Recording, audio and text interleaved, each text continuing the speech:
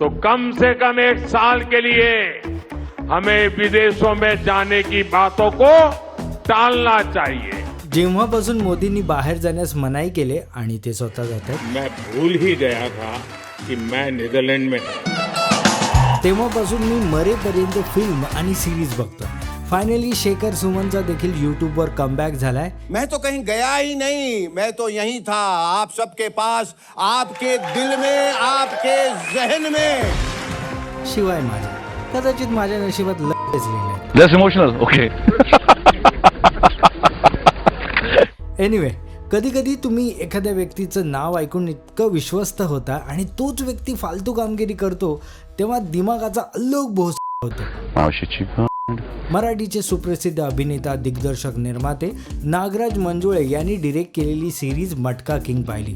Fan चोद नागराज मंजुळेचं नाव वाचून मी ही series पाहायला सुरुवात केली, पण खरं तर त्याहीपेक्षा बोलबिडीचा व्हिडिओ इंटरेस्टिंग होता।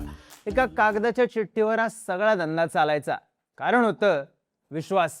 विश्वासाचं दुसरं नाव मटका होतं आणि मटक्याचं दुसरं नाव रतन कत्री। विजय वर्मा आणि सई तामणकर यामध्ये आहेत, पण त्यांचं पोटेन्शियल अगदी वेस्ट झालंय।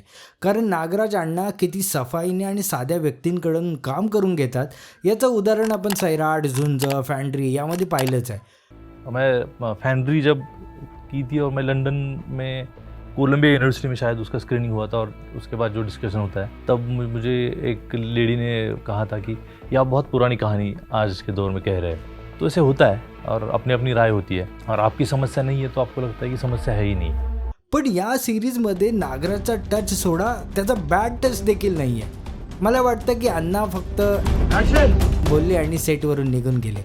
इतका फालतू डिरेक्शन आणि अख्खी सिरीज फुल ऑन लिनियर मोडवर आहे। मला तर वाटतं की अण्णा त्यांचा रखडलेला चित्रपट खाशाबा करायला तर गेले नसतील। आपल्या मराठी मातीतला नायक आहे खाशाबा जाधव। एनिवे, असं नाही की बकचोदी फक्त इथंच होती। नेटफ्लिक्सचे पैसे तर माझे बर्बाद झाले भॅन द्विवेदीमुळे। मेरे साथ तो ये चोर पुलिस का खेल मत खेलना तुम। अब चोरी हुई है तो पुलिस तो आएगी। भाई, या बहनच्या भावाने तर ऍक्टिंगच्या नावाखाली हागलाय। कर्तव्य नावाचा चित्रपट नेटफ्लिक्सवर आता रिलीज झालाय, जो तुम्ही स्ट्रीम करू शकता, ज्याला लिहिलाय आणि दिग्दर्शित केलंय पुलकितने। तुम्ही याचा ट्रेलर बघू शकता। मूवीमध्ये फार काही वेगळं नाही आहे ट्रेलरपेक्षा। सोशल रिफॉर्म आणि ऑनर किलिंगवर हा सिनेमा बोलायला जातो, पण आकुडता हात घेतो। सैफ अली खान, संजय मिश्रा यांचा अभिनय उत्तम आहे। आग घर में लगी और आप शहर उजाला।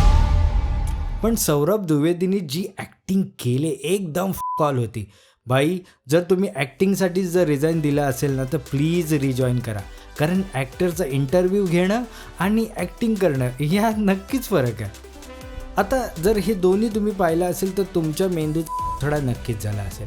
म्हणून रिसेट करण्यासाठी प्रत्येकाने पाहावा असा एक सिनेमा सांगतो, ज्यात acting, editing, background music, background score top notch आहे। हा सिनेमा सगळ्या भाषांचं बंधन दूर करतो आणि तो सिनेमा आहे गांधी टॉक्स। एकदा पहाच। आणि तुम्हाला याहीपेक्षा रिअलिस्टिक सिनेमा पाहायचा असेल तर सध्याच्या न्यूज फॉलो करा।